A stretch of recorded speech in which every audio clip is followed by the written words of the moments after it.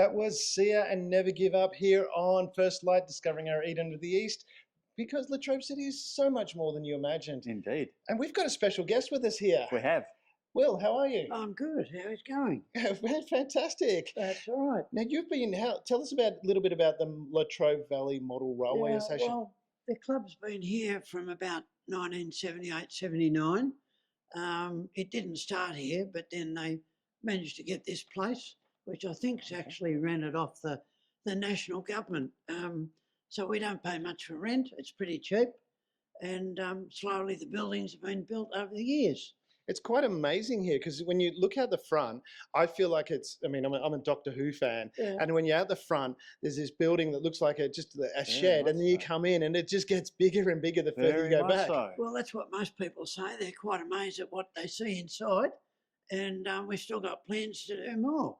And from what I understand, there's a small extension coming, and that'll make you one of the biggest clubs in Australia. Yep. We're going to add all the different stations from Warragul up to Traralgon and add a few more. Oh. And we'll have more layout in the other room.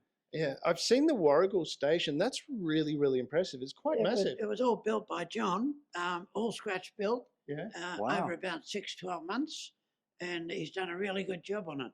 So that's a replica of the Warragul station, isn't it? It's pretty much exactly as it is today. Because the Warragul station was a real hub, wasn't it? It was a Yeah, transport yeah. rail It had hub, a lot wasn't more it? rails there, and Yep. there's still some of the old rails predicted in the actual layout, but they're not used anymore.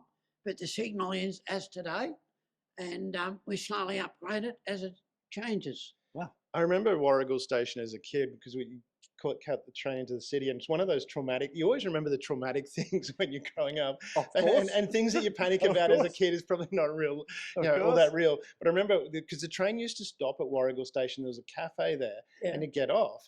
And so we were travelling, and my mum got off to do something, and she's just sitting on the platform, and I'm there on the train going, "It's gonna go, we're gonna leave it." But the Warragul station that you guys have created is absolutely beautiful. It's really good. Yeah, and with this club as well, you've got three main layouts from what I understand. There's the HO layout here, which is the Rosehaven. You've got another HO layout there, and then you've got an N scale. Yeah. Tell us a bit about the different scales Well, of the... the different, in the N scale, originally was just DC, which is direct current, but we've actually converted it to DCC, which is digital current control. And the other layout is a big one. It consists of Markland, which is 3-rail, and there's 2-rail DC and 2-rail DCC. So tell us a bit about the difference between the DC and the DCC. What do they do? Yeah, well, the DC is a direct current.